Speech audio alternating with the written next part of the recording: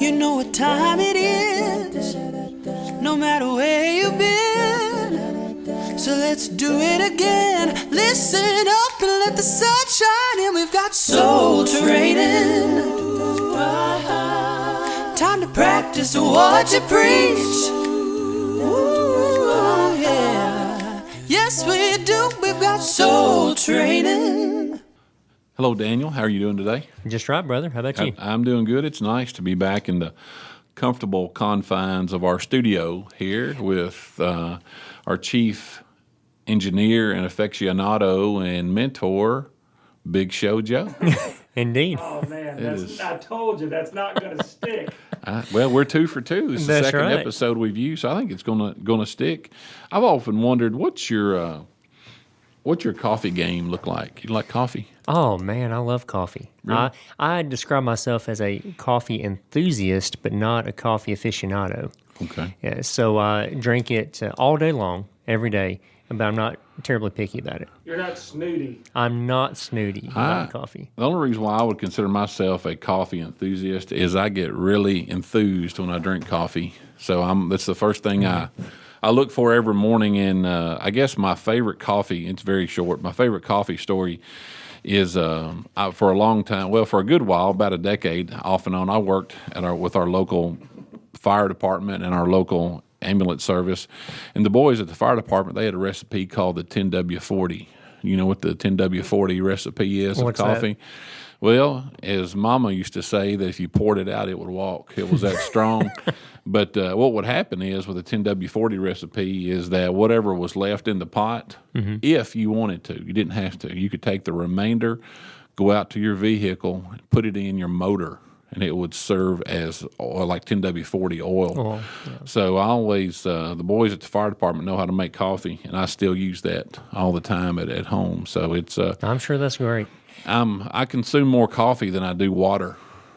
Well, coffee is primarily made of water, so So I'm safe. yeah, you're safe. It's kind of like that's totally okay. It's kind of like when my kids, want to buy strawberry flavored Fruit Loops. They think it's healthy because it's strawberry flavored. So Hey, when we lived in Tanzania, we actually lived in a coffee plantation. oh my, We had to drive. why are you here? Yeah, exactly. Yeah, we had to drive through the coffee plantation to get to our house, and so we would go and buy our coffee beans right off the plantation, straight off the farm.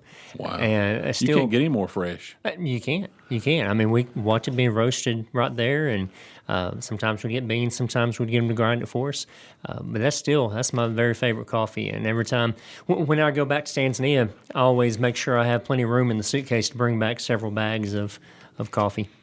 Wow. Well, I brought one of my coffee cups. I've got ice water in it tonight, but that's I've got several of these about yay big that I put coffee in that I really like. So it's Yeah, he's, for those of you listening and not watching on video because we're not being videoed, he was holding a pretty big coffee cup there. It was impressive, and I was a little jealous. It looks call like, it's like a yard of coffee, I would say. A yard.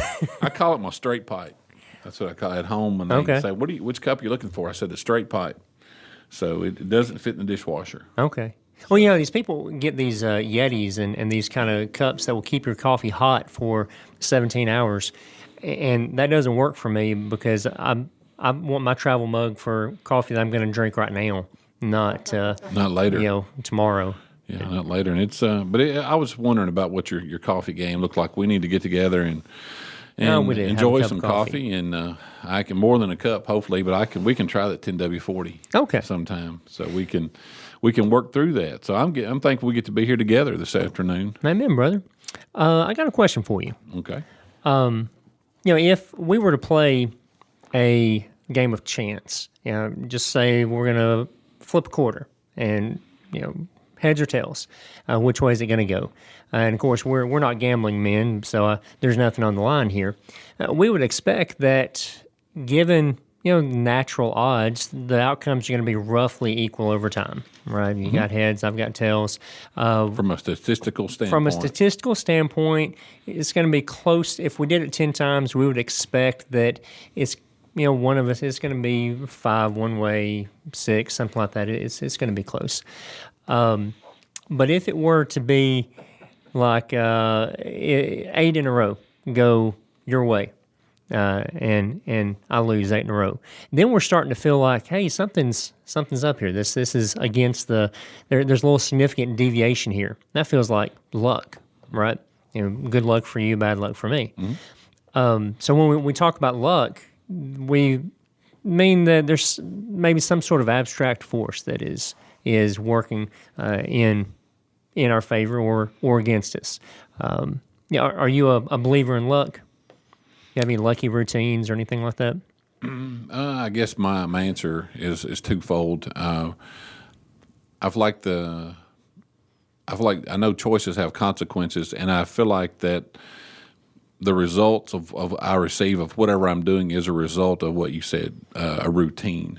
But luck, I'm not really. I don't get hung up on luck. I mean, like if I'm shooting 10 free throws and 7 of them go in, which is rare, which is usually 2, doesn't reflect luck. It just reflects skill. I think so. I don't get hung up on luck.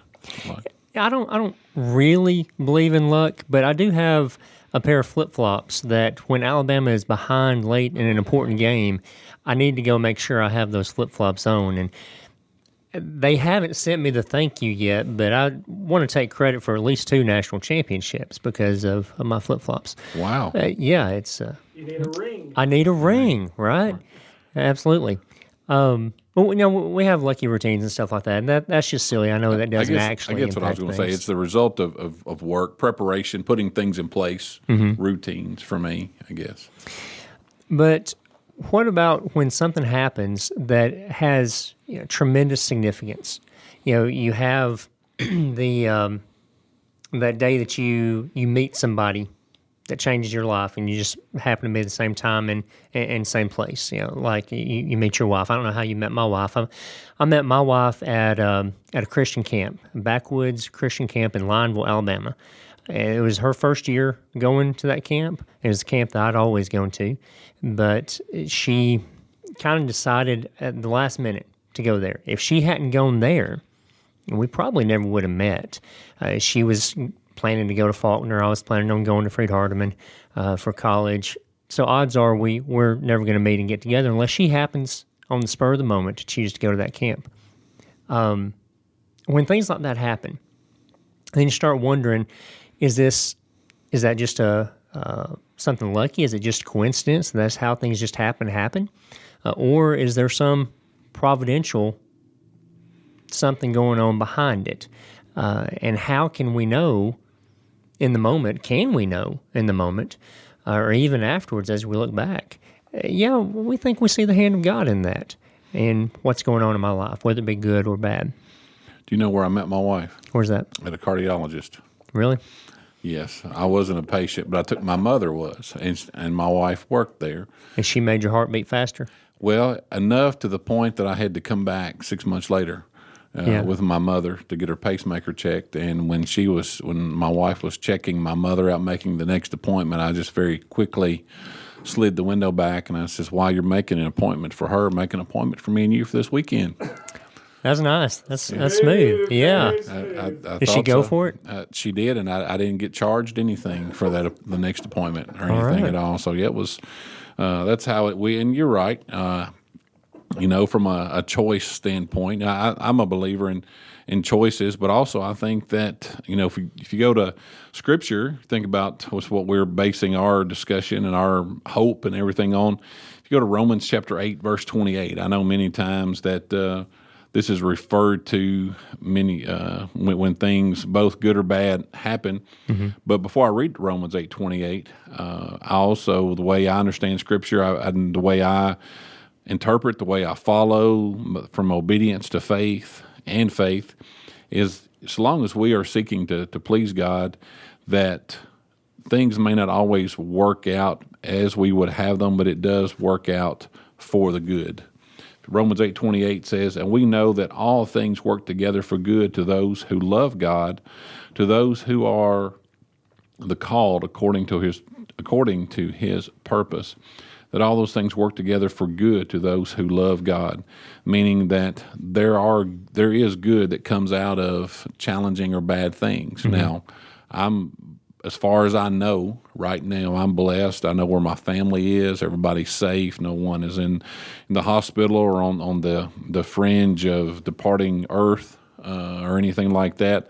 But I do know that even in suffering and loss, that if we are faithful to God, that good can come from choosing to follow Him. Now, it goes back to the question of luck or chance, or I think when we are choosing to follow God, like your wife, choosing, she's a follower, she's a Christian. She knew that she wanted to go to Bible camp. So she made a choice to go there. And she was rewarded by meeting you and having marriage and children and a faithful relationship. So I feel like that's a result of following God. So does that kind of what your take a little bit maybe? Yeah. That verse there in Romans 8:28 is one that is absolutely true. It is something that I think sometimes can get misapplied. I don't know that it teaches that something good directly comes from every single thing that happens, but that when you look at the sum total of the events, the whole, they're going to work. It's like a math problem. You have your ledger, you're adding some things, you're taking away some things. When we get down to the bottom, we're going to come out on the positive side. That doesn't mean that everything in that math problem was positive, and that. I don't know if that's a great analogy. It came off the top of my head. That's what happens. But can I ask a question? Yeah. How do you take this conversation down the road of maybe someone gets a diagnosis, terminal diagnosis? Mm-hmm. That's hard to see good coming from that. Or someone loses a child or spouse. It's Right. really hard to see. And I guess a lot of times hindsight could be 20/20 and things, but talk about those sorts of situations and how can that follow into this discussion? That's a good point. And while Daniel's looking at notes, or his notes are looking for something, I thought about Romans 8:28. There's a gentleman a few years ago, I heard him speak, and he talked about how he had family members who were killed by a drunk driver. And he struggled with that for a long time. At one time, he had multiple family members killed in one car accident.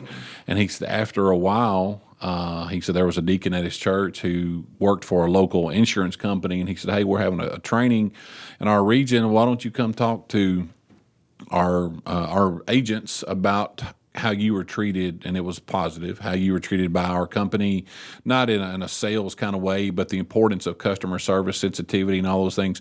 And he said, I went and spoke to that group of agents, and he said, it felt good. He said, it felt good to get some things out. He said, next thing I know, I started speaking to youth groups, a little bigger youth groups. And when I met this gentleman, he spoke in front of 10,000 people. So, and he referenced Romans 8:28. He talked about through his faith, he allowed that to be something good to come out of that situation. While that was a challenge, and no one wants to lose family members, but he turned that through his faith and choices of following God into something good that impacted so many other people. Yeah. Well, the advantage that Christians have in dealing with these sorts of things is we know that this life is not the point of this life, and that what happens after this life is what really, really matters. This life is the equivalent of the womb. It's a short time. It's a time of developing and becoming who we are spiritually. But what really matters is what happens in the next life. And so we may not see the purpose in something, and we may not see the good in a situation in this life, or it may be something that happens that we never have access to that knowledge. But as we look at providence in the Bible, there are all types of places that it shows up. It may be where it comes to some bad situation that happens in life, like in Genesis 40 and 41.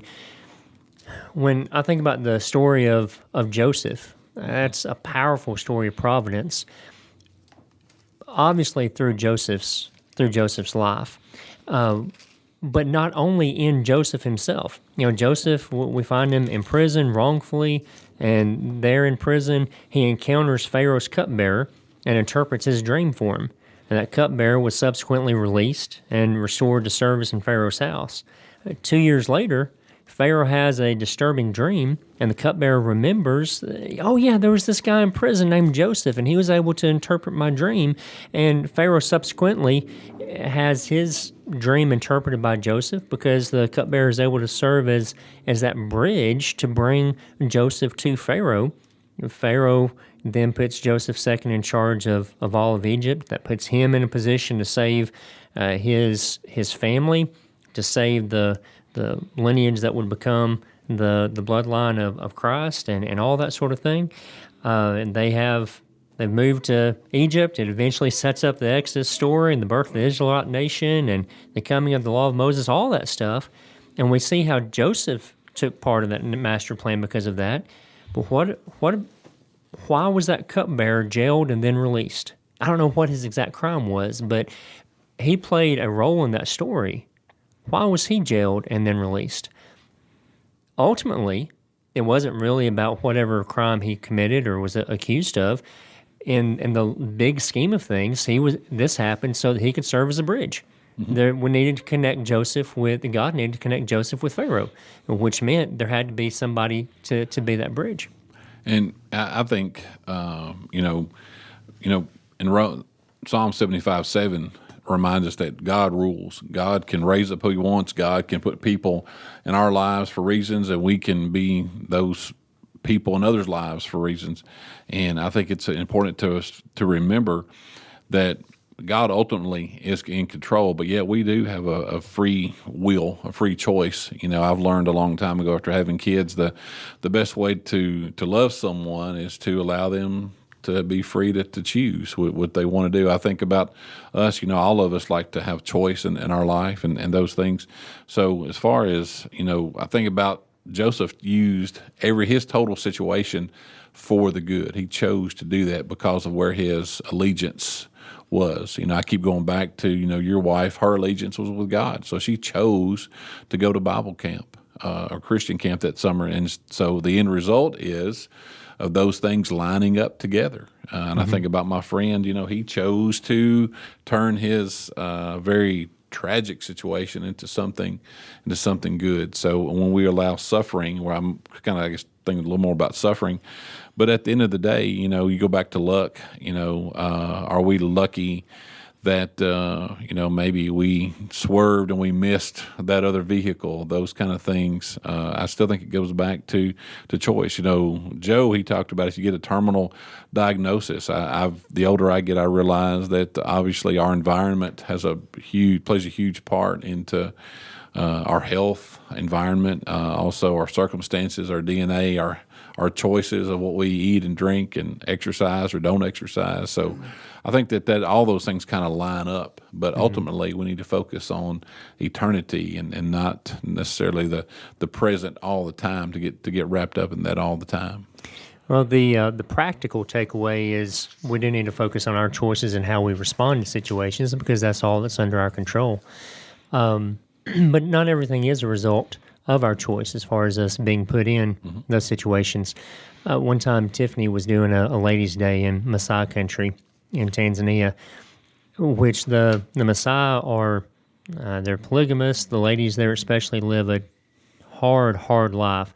You can look at the way they age. The normal Tanzanian woman, they age really slowly. Like I'm a terrible judge of their age. I can't tell if they're 25 or 45 or what. But except with the Maasai women, live such a hard life. The ones in the traditional cultures that they age so quickly and they look elderly way before they should. Anyway, one of the Maasai women came up to Tiffany and she just had tears in her eyes and said, why couldn't I have been born in America? Well, that was not the result of any of her choices. She couldn't there were certain opportunities that she was never going to have just simply because of where she was born or where she was not born. But ultimately, what do we do? What do we choose? And focusing on how we respond makes us ask the question, being in the situation I'm at, how can I be used by God? Not necessarily, why am I not in a different situation? Why does somebody else have this good thing that I don't have? Why are things harder for me? But being where I'm at, what can I do for God? And I think we ask that question of, so-called good luck or of bad luck, like Esther. Mm-hmm. Why was Esther pretty? Why was she born pretty? Not everybody is the same level of attractive. Not everybody's the same level of intelligent. Not everybody's the same level in these ways. But if she wasn't pretty, then she wouldn't have been put in the position that she was put in to where she had the opportunity to influence the king and be a salvation for her people. Now, that doesn't mean that everybody is going to have that same set of strength, but Mordecai obviously thought that she was put there for such a time as that, and that she didn't put herself there necessarily through her choices. Obviously played a role in it, but that providentially God had put her there. And then what was she going to do now, finding herself in that position? Was she going to put herself out on the line to try to serve God, or was she going to lay back and let deliverance come from somewhere else? You think about different circumstances. I've always said those are the things that kept me out of professional sports: was speed, size, talent, and quickness. All of those things. It's just not fair, is it? I've moved past it, but it's not fair. You're right. But I think about Esther. I think about the lady that you mentioned who approached Tiffany. Being emotional and wanting to know, why was I born where I was born? And this is not a scriptural, I guess, response, but I think about I've learned that you can bloom where you're planted. That's definitely that's just something that maybe a catchphrase that we sometimes use. But if we can focus on where we're at and focus more on where we're going, but at times we do get caught up in why was I put here in this certain spot of the world or geography? Why was I put here? And I think if we can kind of accept that we were here because that's where God wanted us, and how are we going to react from that standpoint? And I think about choice, and I think about providence. And, I don't use the word providence. When I think of providence, I think of the 1987 NCAA team that had Billy Donovan as a sharpshooting guard. That's made the Final Four.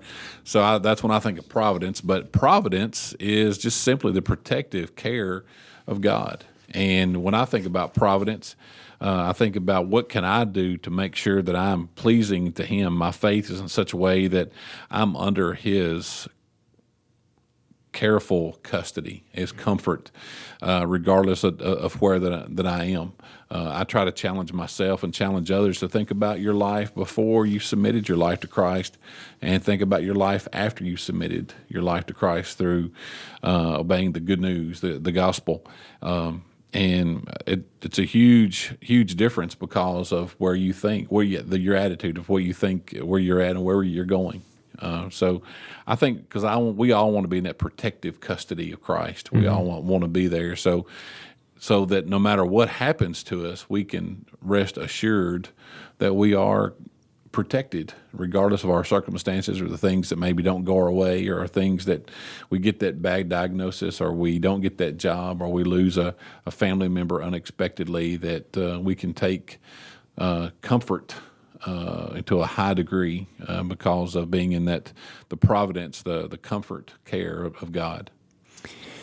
Well, we as Christians have to believe that God is providentially working in the world, that He is active in this world in some way and continues to be. Otherwise, there'd be no point in prayer, because in prayer we're asking God to intervene in some way. And so we believe in that providential care. But as we think about why things have happened to us, Ephesians chapter 2, verse 10 says, "For we are His workmanship, created in Christ Jesus for good works, which God prepared beforehand that we should walk in them. What if that's not just in a general sense that, we are supposed to do good things, not bad things, but what if God has specially equipped Alan for roles that he knows that are going to be presented to you in your life? What if he specially equipped me? What if he specially equipped the Big Show Joe for things that providentially he's going to encounter in his life, so that he'll be the right person in the right time in the right place with the right qualifications to do what God needs done? Now, that doesn't take away our free will. Just like Esther, we have to choose to allow ourselves to act in that situation, to be used by God. But I think it's healthy for us to go through life with our eyes open to constantly times and occasions when maybe we are where we are for such a time as that, and not always waiting for, somebody else will take care of it. And I think, I like the phrase you use, to go through life or have our eyes wide open, to be looking, to be seeking, to be asking, am I the man or the woman that God expects me to be? But from a reality standpoint too, and we are talking about reality, but from a reality standpoint, that there are, we sometimes maybe wonder, why is someone born into a situation? Why does someone end up in an abusive relationship or all of those things? Then we go back to the main problem being the sin problem that the humans that plagues our world. And when we realize that Jesus is the only solution to that sin problem, then that should make us understand that that God is at work, but it's up to us to respond by our choice, by choosing Him. So I think about, as we kind of wrap up the idea of providence, luck, or chance, we can put things in place. If I'm going to have a great looking lawn at home, I'm going to do a lot of things to make that happen. Equipment, time, energy, desire, all those things. That's not going to happen by luck. Those things have to be lined up in order to make, like how we met our wives. I mean, we were looking. Hopefully our priorities were in order, and it happened. Well, I don't know about you guys, but I feel extremely lucky to have met my wife. I would agree with that. I would agree with that, and that's you'll get a lot of points for that, Joe. That's good. That's good that this is actually published. And that's right. And I don't feel lucky. I feel blessed to have met my wife. I feel it took more than luck for me. Well, so we all would. Alan met his wife through lots of planning and good attitude. That's right. Good attitude and also good medical care. So for my that's right. my He mom, had to have his heart in the right place, really. Yeah, or she did. My mother did. So, but it's we're all blessed, and I'm thankful for that. So as we think about our soul training, is important because all souls are important. Just to remember that. While we may think that some folks are born with an advantage, or for different reasons, whether from a demographic standpoint, a social standpoint, or intellectual standpoint, that we do have an opportunity to all choose Christ. We all have that opportunity, because if we do that, we can understand the true providential care of God, and we can hopefully be put in the path of others to help point them to Christ. So. Amen. And listener, if you have a story about providence in your life, we would love to hear that. Send us an email at soultrainingpodcast@gmail.com, and we'd love to hear that story. If you have a question or a topic that you'd like for us to discuss in a later issue, then send us that email as well. Time to practice what you preach. Yes, we do. We've got soul training. To learn more, you can email us at soultrainingpodcast@gmail.com, or you can write to us, P.O. Box 503, Glasgow, Kentucky 42142. That's Soul Training.